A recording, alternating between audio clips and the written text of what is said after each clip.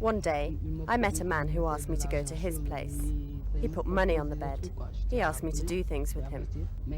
I refused, and then I went and warned the police about him. I wasn't sure if I should report him as a homosexual or something, but then I saw him on the beach with a little boy, and he was flirting with us too. And after that, he was sent away from Gorée. There are a lot of people who point the finger at you. If you speak out, the homosexual will go and talk to the police.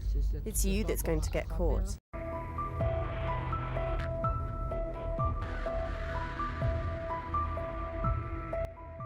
Welcome to Black Files Unlocked.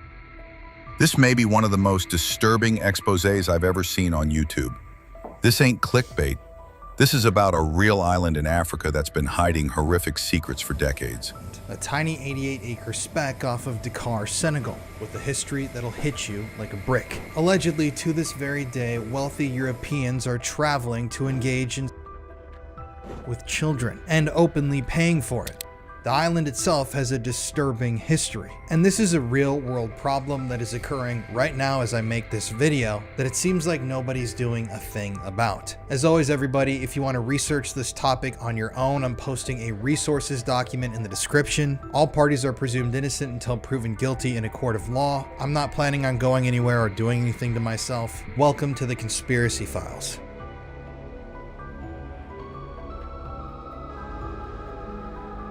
On a little bit of a rabbit hole here on the show and investigating some of these notorious islands across the world where terrible things, in this case happening right in the direct sunlight out in the open. And when I first came across this story, I actually watched a documentary on YouTube about it, and I just could not believe that this was actually happening and that no one is doing anything about it. It's absolutely absurd. So today we have to talk about Goree Island, which is off the coast of Senegal. And before we get into what's happening with the children of the island, we have to talk about the history of the place. You see, back in 1444, Portuguese sailors led by Denis Diaz landed in Gorée, then called Bur by the local Lebu, and renamed it Palma. The island to those sailors was a killer spot as it guarded Dakar's harbor. And over the years, the ownership of this specific small island changed hands many times, with some referring to it as a hot potato. In fact, it changed hands 17 different times before the year 1814, between the Portuguese, Dutch, English, and French, with each group of people building their own forts on the island like Nassau and d'Estrées to lock it down. And those forts and merchant houses that were built on that small island all traded goods and they promoted business, but they also were in the business of trading people. By the 1600s, Gorée was a buzzing hub, its narrow streets and colorful buildings now pulling in tourists. And imagine that, way back then, tourists to the island back in the 1600s. The locals in the area, the Lebu, got sidelined as the Europeans took over the island, and ever since the year 1978, UNESCO's been managing the island, labeling it as a World Heritage Site. But the island has some incredibly dark history. From 1536 to 1848, Gorée was a grim cog in the Atlantic slave trade,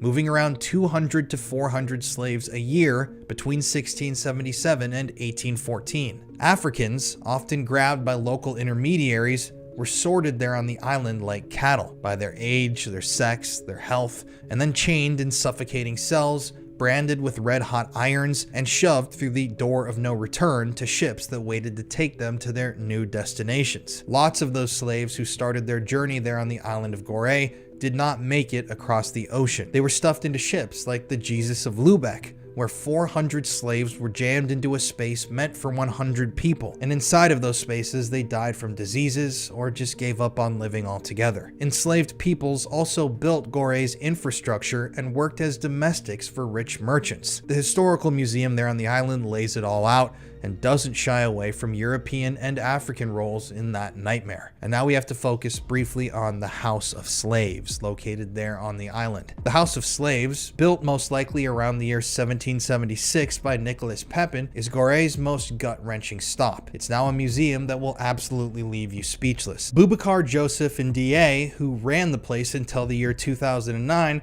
claimed that millions had passed through its halls, though historians figured that that number is actually a little bit lower. However, big names like Nelson Mandela and Barack Obama have walked those very halls and were shaken to their core. And reportedly, Pope John Paul II was brought to tears inside of the House of Slaves in the year 1992 when he made a visit. The cramped cells inside of the House of Slaves, which held up to 200 chained slaves at a time, and the door of no return, screamed the trade's cruelty, with displays of rusted shackles and branding tools throughout the museum. The punishment cell, as it's known, was a suffocating closet and was intended for anyone who fought back. Plenty died right there in that small room as they starved or gasped for air. Inside of that museum, you'll see a child's manacle, small enough for a wrist the size of a coin.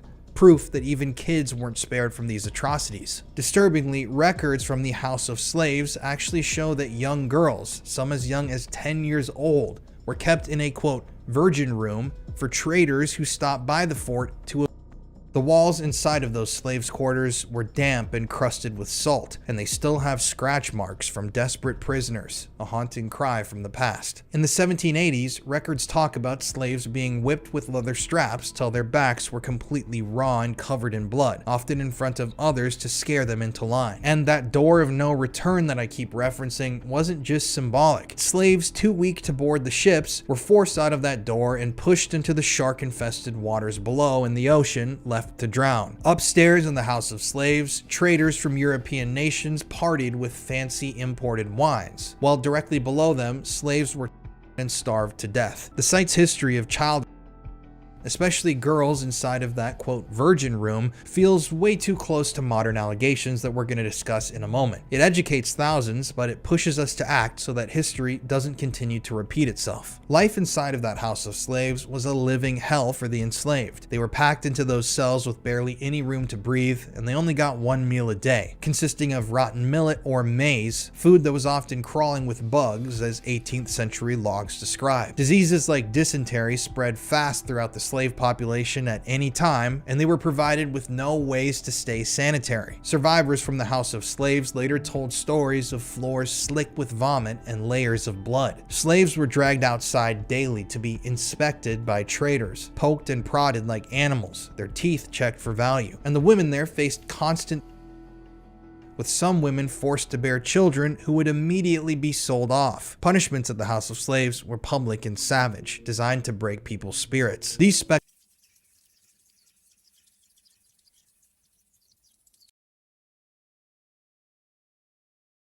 Let's break it down now. You need to hear this, because they don't want you to. This is deeper than Epstein's Island. This is real. This is ongoing. And it involves kids, right now. So Colin starts by showing us this island off the coast of Sierra Leone, Bunce Island. But it's not just some historical slave trade site. Nah. What's happening The article there that now John is eventually way ended up more writing and sinister. submitting to the Liberation Journal, which was published in 1997, compared the island's modern history to the slave trade and lit an absolute fire under the issue. It sparked an entire local investigation, and a protection group was formed showing how serious the issue was. One resident told him for the article, quote, "We know these men, but we need their money to eat," end quote. Kids as young as 10 years old were being recruited into this disturbing activity. Some parents on the island who had incredibly young kids, who unfortunately were broke at the time, even took small gifts from the Europeans like rice or cash and turned a blind eye to these men, their children. Jean called it a, quote, culture of complicity, end quote. I mean, this island was really surviving on tourism, those 150,000 or so tourists that came here every year. So they obviously didn't want to be known as the island where crime goes completely unpunished, a place full of absolute sickos, and they wanted to continue to get those tourism dollars. The article that Jean wrote and published in the Liberation magazine, the impact of it was huge. He wrote about a French tourist in August of 1997 who visited Gorée Island and offered a handful of cash to a 12-year-old boy near the historical museum out in broad daylight, absolutely bold as hell. Then there was, quote, Monsieur Pierre, a Belgian resident who locals on Gorée Island said visited frequently and liked to lure boys back to his place with fake promises of sending them to school in Europe, only to then proceed to rape them in his Gorée villa. One family on the island confronted a German who had come specifically to visit the children. But after they confronted them, this German man paid the family off with 500,000 CFA francs, about 1,500 US dollars, to keep quiet about the entire thing, move on, and not report it to authorities. I mean, just think about that, guys. You have openly lots of people on the island knowing that these rich European men were coming there and their children, and absolutely nothing was being done about it. Jean, in his article, went big and said that this mess was a slap in the face to Goree's legacy, writing, quote, "Where slaves once suffered, children now face a new form of bondage," end quote. And in his article, he pointed out the lack of cops on the island. In fact, there was only one police officer who patrolled the entire island in the year 1997. Jean, the author of the article, pushed for UNESCO to jump in and argued that the island's sanctity was on the line. The article also hit on the kids' trauma, as they had been now left on the island stuck with intense shame and no way to escape or get help. Jean's article and his work to expose all of this put Goree's dark side on the world stage and exposed the world to these horrific crimes that were occurring there. And that was all before the 1998 documentary, just a year later. The 1998 documentary, Paradise for cranked up the heat and increased the pressure. In the documentary, 16-year-old Ali spilled his guts, saying, quote, "They tell you you'll be a star, but it's lies," end quote, about being targeted by on the island since he was 10 years old with offers of cash and travels. The raw power from that documentary came from the children like Ali, who said on camera that a French tourist in July of 1997 offered him 50,000 CFA francs, or about 150 US dollars, directly near the house of slaves. One day, I met a man who asked me to go to his place. He put money on the bed. He asked me to do things with him. I refused, and then I went and warned the police about him. I wasn't sure if I should report him as a homosexual or something, but then I saw him on the beach with a little boy, and he was flirting with us too. And after that, he was sent away from Gorée. There are a lot of people who point the finger at you. If you speak out, the homosexual will go and talk to the police. It's you that's going to get caught. He's got more means than you because he's richer. As far as I'm concerned, there's no law in Senegal. In addition, Ali, who was filmed in Goree's market, shared a story about how a German man had dangled a record deal right in front of his face, saying, "You know, after all this is done, I'll be able to get you a record deal. You can sing and perform, make tons of money, we'll make you a star." But when he went with the man to his rented villa to assumedly, begin the process of signing this record deal, keep in mind, he was only about 13 years old at the time. In the film, Ali confessed, quote, "I feel dirty, but I needed the money," end quote. While he said this, his young voice was cracking. These stories directly from Goree's youth gave the kids a voice of their own. Mariette Diouf, a fierce Goree mom, lit up the screen in the film saying, "Really, we should arrest them. But we don't. Whether it's the police or the imam, nobody says anything. Marietta only wanted to be filmed in her house. She didn't want anybody to know she'd spoken to us. That would cause her problems. What does she think about on the island? They're bad people. Really, we should kill them. And why is everybody silent about it? They don't say anything because of money. If you give out money, you can do what you want here." In the film, she talks about how she has seen European guys with boys at night by the ferry dock, a go-to spot in 97 to 98. And since there were no counseling facilities on Goree, all of these children were being left to deal with this extreme trauma completely on their own. The director of the film, Yeah, so imagine an island surrounded by beautiful turquoise waters, but behind those palm trees, torture chambers, abuse rings, and a decades-long silence that's finally cracking open. According to whistleblowers, this place has allegedly become a hub for child exploitation, ritual abuse, and secretive foreign involvement. And the way the locals describe it, like something out of a horror movie. He even pulls up satellite images in official UN reports. And y'all, the evidence? It's there. Unmarked buildings, government silence, police denial. At one point, I had to pause the video. Hearing those survivor testimonies, hearing what some of these children went through, it's gut-wrenching. All right, let's get back to the video.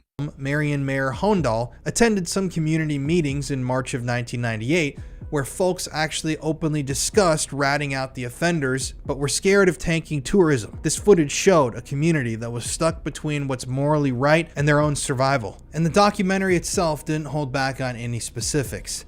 It talked about a Canadian man who was arrested in September of '97 who got off with a 1 million CFA franc fine, roughly $3,000 USD, for multiple boys on the island. Can you imagine that offer for someone who is a wealthy?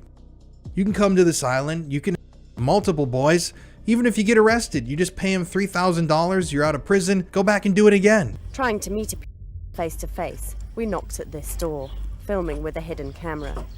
A German man lives here. For years, he's reputedly been living with a Senegalese boy, who's now an adult. But we were told we'd just missed him, and that he wouldn't be back in Gorée for 3 months. This Institute for Democracy and Cultural Development in Africa is run by a South African who is said to have lived with several of the boys. We tried to meet up with him, again without success, although his secretary told us he was at home. Gorée is small, and a camera is immediately noticed. This man is supposed to have had sex with several minors. I'm not interested, he tells us. They should round up all the pedophiles in Europe first. Pedophiles feel safe here. It's hard to prove their guilt. They must be reported to the police or to be caught in flagranti.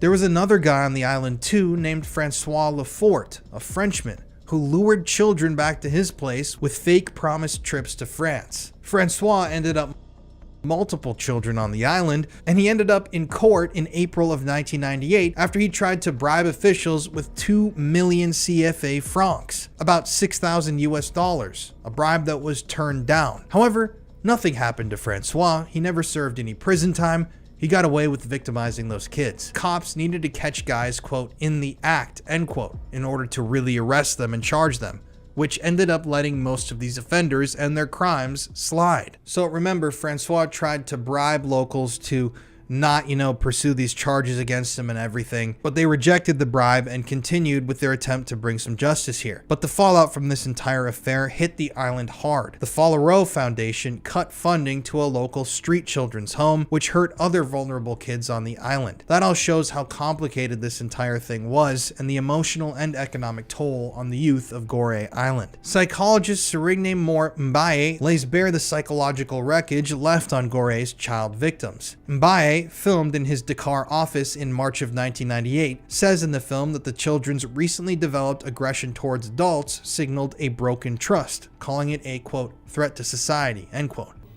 When people are in shock, they can't talk.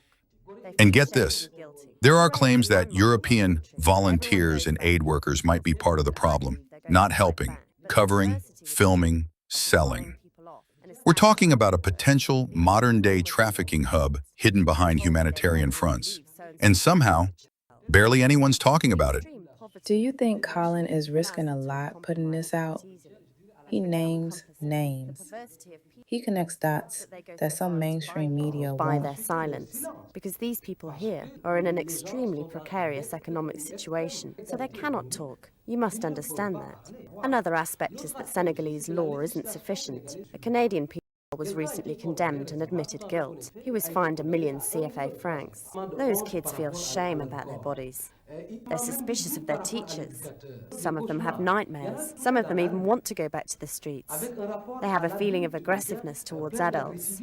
That's why I say this is a threat to society. One boy, who wasn't named in the film, allegedly told Mbaye that he felt, quote, dirty after an encounter, unable to even look at his own family. And with no psychological mental counseling on Gorée, those kids were left to drown in their own trauma, with their pain ignored as the island chased tourist dollars. The documentary itself, back in the late 90s, demanded action to heal those wounds and stop these predators from exploiting the youth of Goree Island. Marietta Diouf, a resident, raged that predators were bad people who should have faced death, but admitted on camera that money kept the people of the island's mouths shut. Tioro Guye, a 26-year-old restaurant owner who's discussed in the film, claimed that he saw a man surrounded by children on the island, obviously not his own children, and Tioro even stated that he suspected this man was a who had come here to purchase time with those children to rape them. But in the documentary, it's stated that Tioro himself stayed quiet in order to protect the tourism on the island. Mbaye, the psychologist, says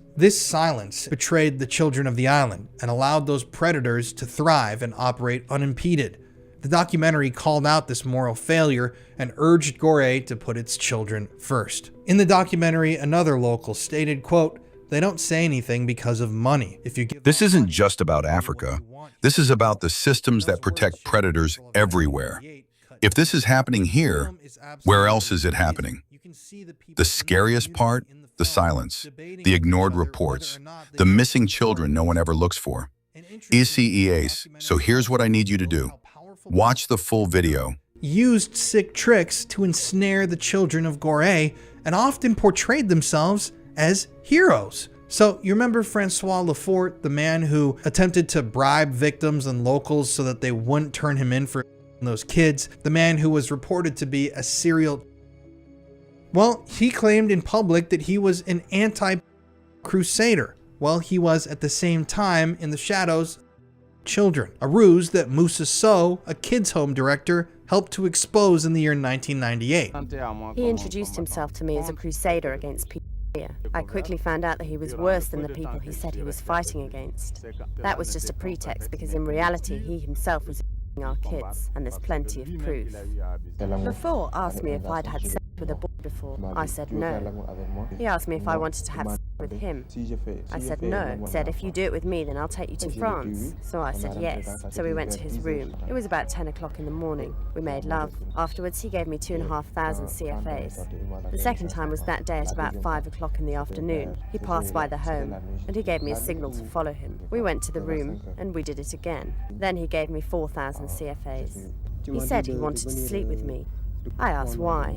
He said, nothing. I just want you to do to me what we saw on the film. Then I got angry with him, and I was angry for a while. So he said, okay, I won't ask you again, but don't tell Moussa. He said if I did tell, he'd get into trouble, and the money transfers to the refuge would be stopped. Then my friends would be back on the streets.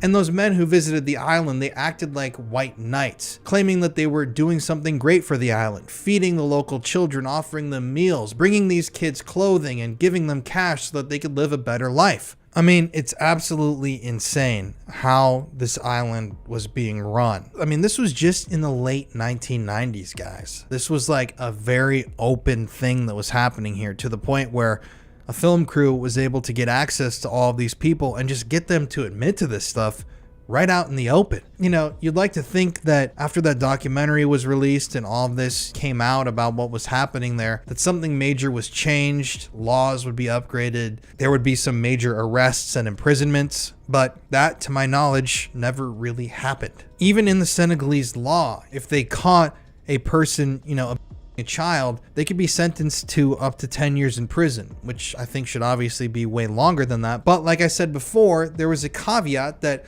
they actually had to catch the predator in the act of the child. They couldn't go off of allegations or stories. So this made it nearly impossible for them to ever actually prosecute and imprison these predators based on their own laws. And you fast forward all the way to today, 2025, data and information about Gorée specifically is incredibly thin and almost non-existent. But Senegal is still a red flag for tourism per the 2020 U.S. Department of State report. Goree's slave trade past, etched in the House of Slaves' grim cells, is a loud call to protect its children today. The 1997 Liberation article, written by Jean, and the Paradise for documentary gave us Ali, Marietou Diouf, and Suriname Mor Mbaye screaming for justice. However, it's really unknown to this day if justice was ever really served. Senegal, as it turns out, needs tougher cops, real counseling for children, more authorities in general on the island of Gorée,